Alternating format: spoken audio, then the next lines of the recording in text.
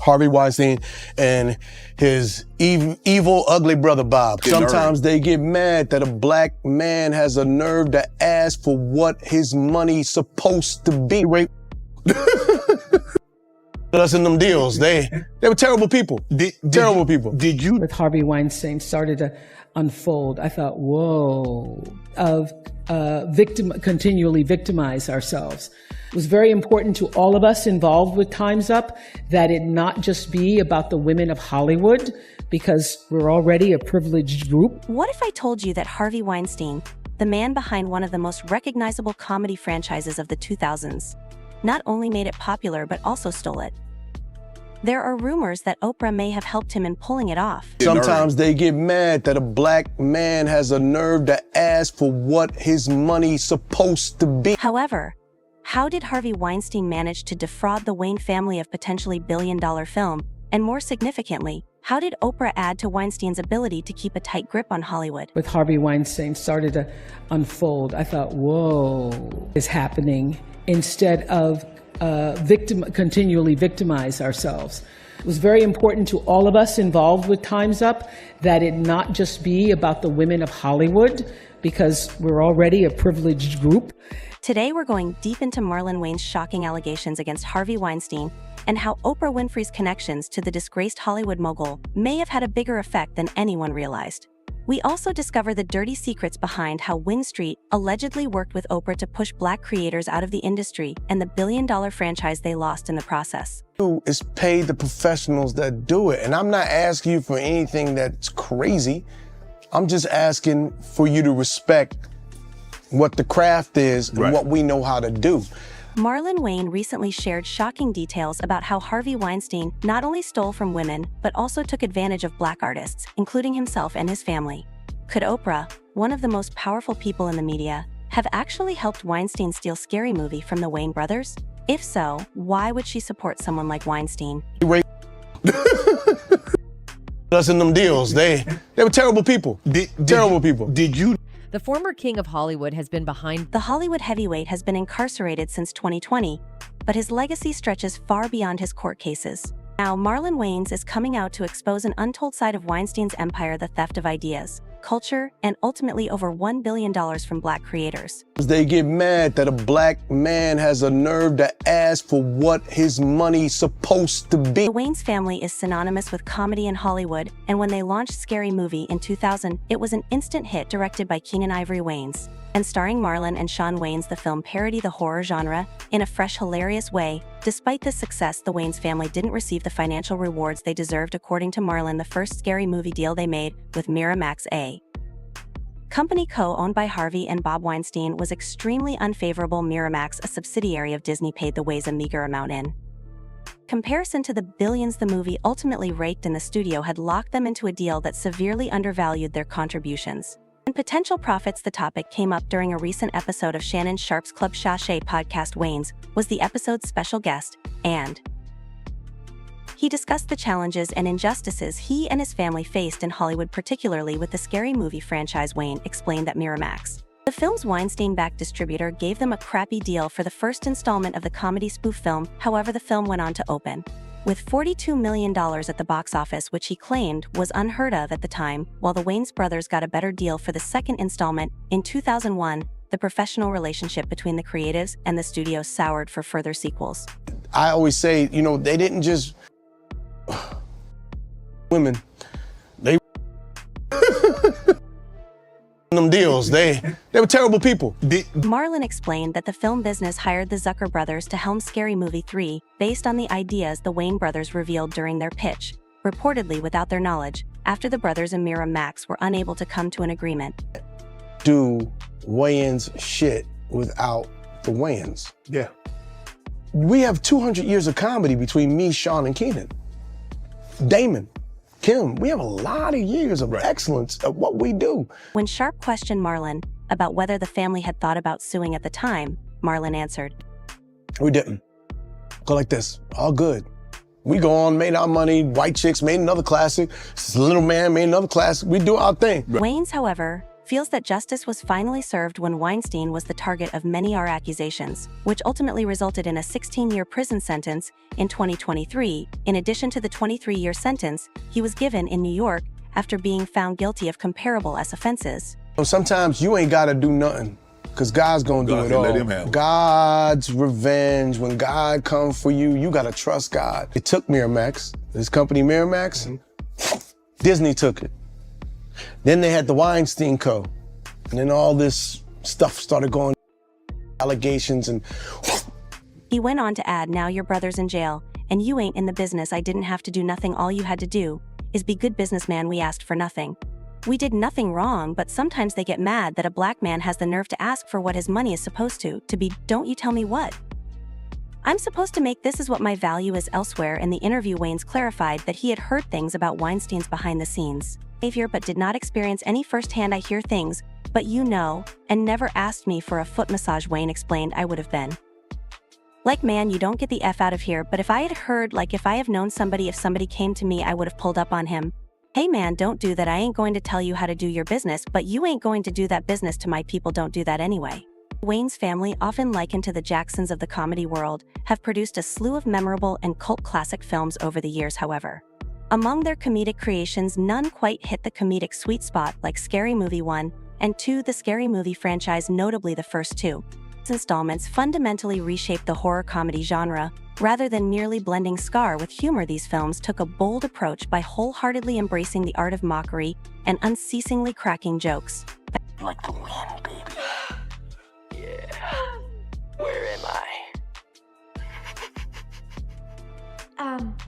You're behind the cat. The writing was refreshingly innovative, injecting a breath of fresh air into the realm of spoof films. It was cheeky, irreverent, and side-splitting hilarious, with no pretense of being polite or politically correct, a factor that resonated deeply with audiences in its early days. Scary Movie was a family affair directed by Keenan Ivory Wayans and starring the Wayans brothers Marlon and Shawn, who also co-wrote the films. It was a collaborative effort that brought forth these comedic gems. According to a 2000 Jet magazine article, Marlon Wayans candidly shared the genesis of the hit movie franchise Scary Movie, offering a glimpse into the creative process that led to its inception. Marlon and Shawn Wayans, known for their comedic prowess, revealed that the idea for the movie was born during a rather unconventional movie watching session. As Marlon Wayans recalled, I think we were watching I Know What You Did last summer, and we said, I know what I'm going to do next summer. I'm going to make fun of all these damn movies. I'm so tired of seeing them. I watched Scream till I wanted to scream. I've seen I Know What You Did last summer so much that I wanted to become a murderer and kill anybody who ever made one of these movies. Their frustration with the overabundance of slasher and horror movies in the late 90s served as the catalyst for a satirical masterpiece. The Wayans brothers found the genre to be ripe for parody due to its often absurd and formulaic elements. Marlon Wayans explained, we just found these slasher movies to be kind of ridiculous, and I thought it would be funny to do a parody, but it was one of the hardest movies to write. It looks like a silly slapstick film, but it was not an easy movie to execute. Scary Movie debuted on July 7, 2000, becoming an instant hit with a $19 million budget. It quickly grossed $278 million worldwide, breaking records for African-American directed films. The success led to Scary Movie 2 in 2001, grossing $141 million, but facing mixed reviews. Marlon Wayans blamed studio pressure for rushing the sequel by Scary Movie 3. The Wayans brothers were glaringly absent. Marlon later revealed that Harvey Weinstein forced them out, taking control of the franchise. Their departure sparked discussions about creative ownership and exploitation in H-Wood, as the brothers continued to claim they're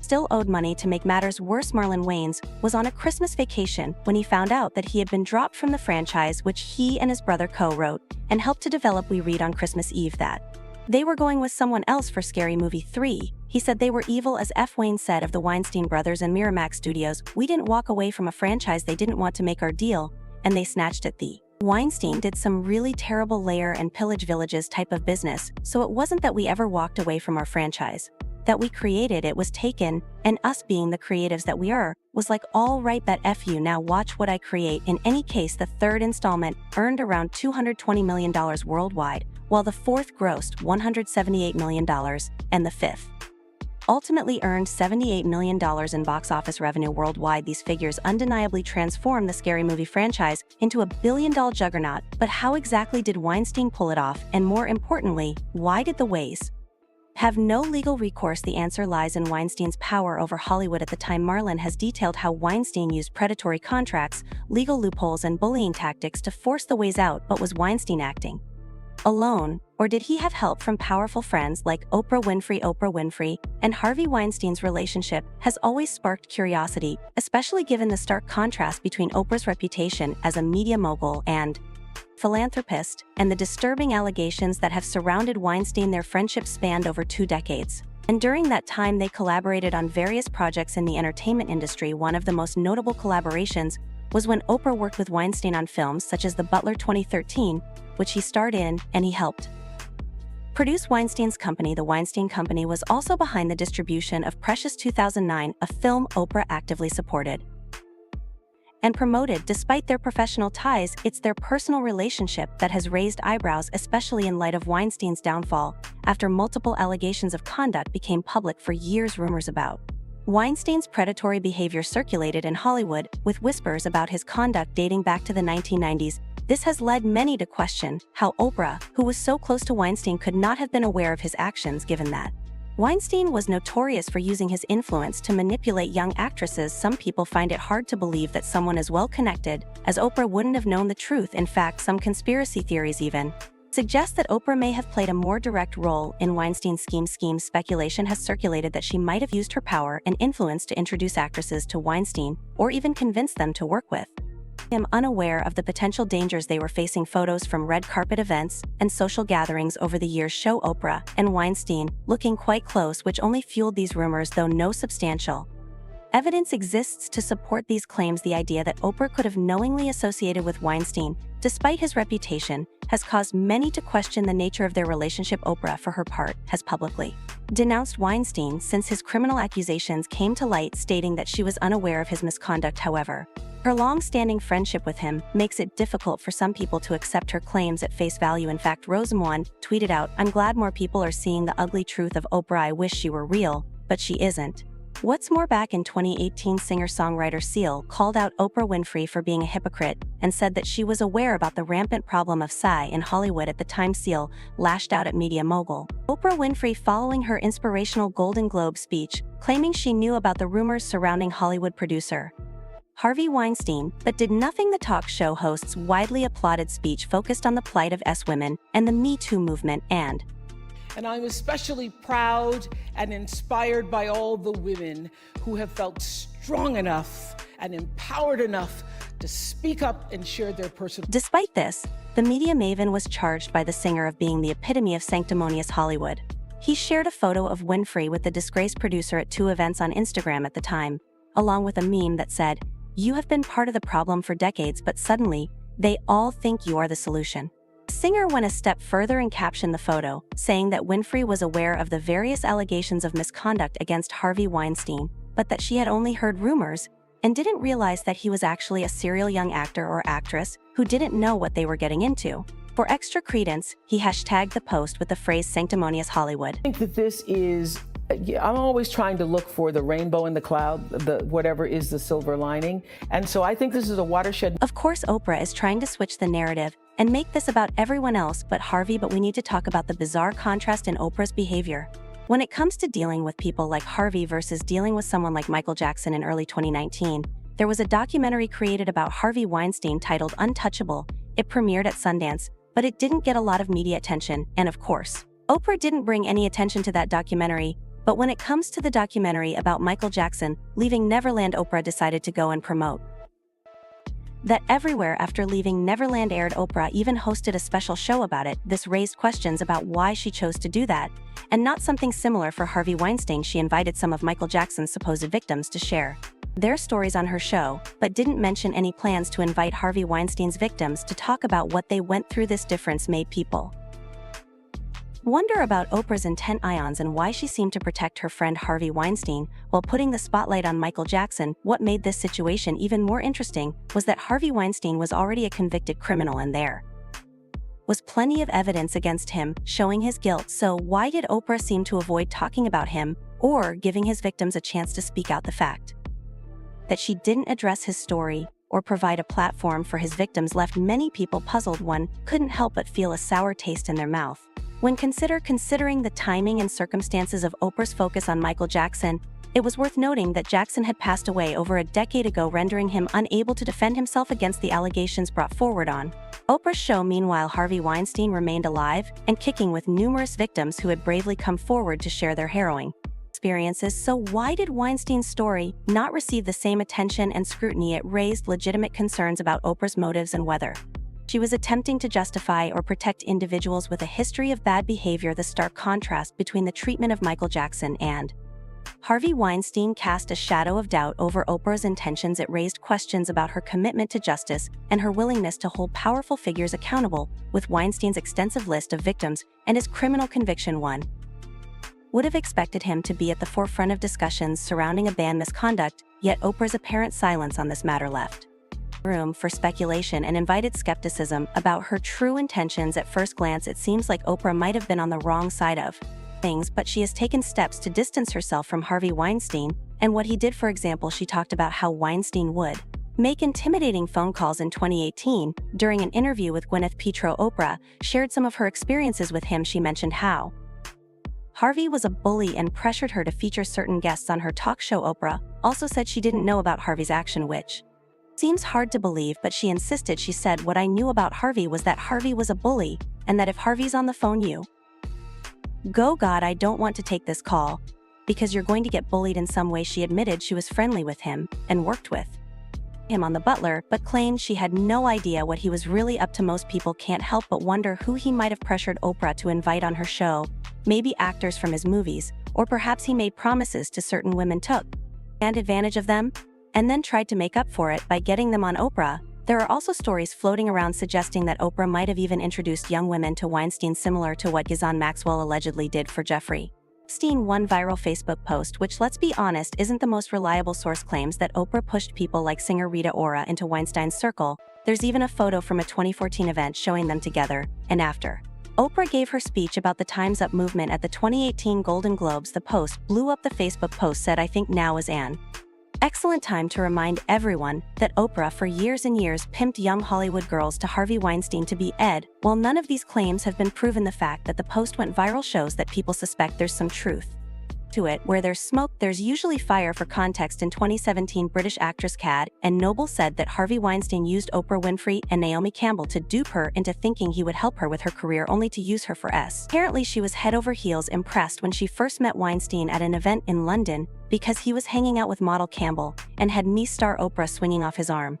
Was with people in which I admired dearly. He was with Naomi Campbell, he had Oprah Winfrey there with him, who entered the room and was swinging off his arm. Instead, Weinstein used promises of career advancement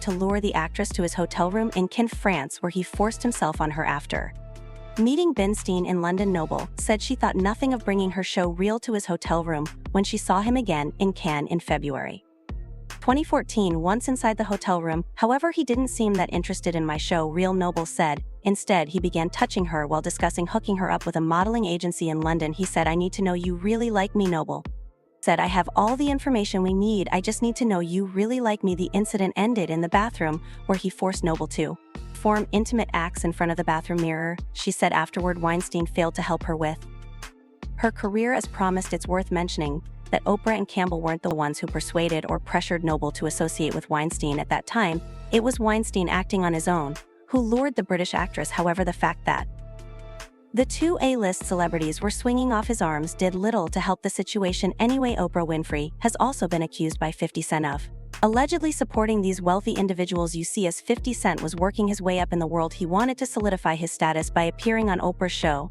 This was a big deal, not only for a former drug dealer from Jamaica, Queens, but also to prove to his grandmother, a huge Oprah fan, that he was achieving something. However, when the idea was pitched to OPR, she didn't seem interested in what 50 Cent had to offer. She was completely against everything that was in my music, 50 said, "So she ain't never going to have me on that show. I'm never going to reach that platform," which is confirmation of you being a huge success, so I just said, okay, if we can't be friends, then at least let's be enemies. But that's not the only reason why Fifth doesn't like Oprah. The other reason was because Oprah has allegedly been turning her back on black artists and cozying up to none other than the snooty Hollywood elites. In any case, with all that we have seen, the Wayans family's experience is far from unique. Hollywood has a long history of exploiting black talent while keeping the profits and power in the hands of a few. In a recent interview, comedian Cat Williams exposed how Hollywood giants like Weinstein, Diddy, and others have systematically exploited black entertainers. Marlon Wayans has spoken openly about how black creators are often cut out of the very projects they create, and the Scary Movie franchise is just one example of how Hollywood has stolen billions from black artists over the years.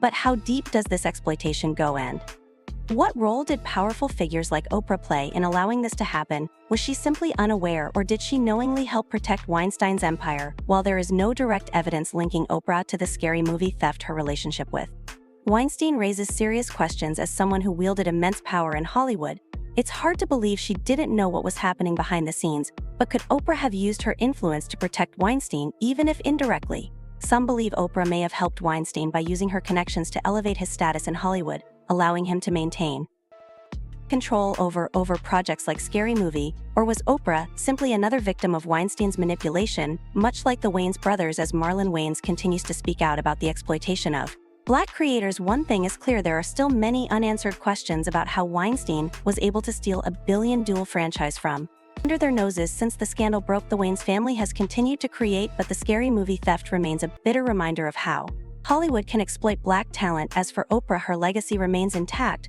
but the questions about her relationship with Weinstein are unlikely to go away anytime soon. The Scary Movie saga is a cautionary tale of power, exploitation, and betrayal. While Weinstein faces the consequences of his actions, the Wayans family and many other black creators are left to pick up the pieces. So was Oprah complicit in Weinstein's theft of the Wayans family's creation, or was she another victim of his manipulation? Just like so many others in Hollywood, we may never know the full truth. But one thing is clear: the Scary Movie scandal is just the tip of the iceberg when it comes to Hollywood's dark history of exploitation. Anyway, that's it for this video, folks. Bye.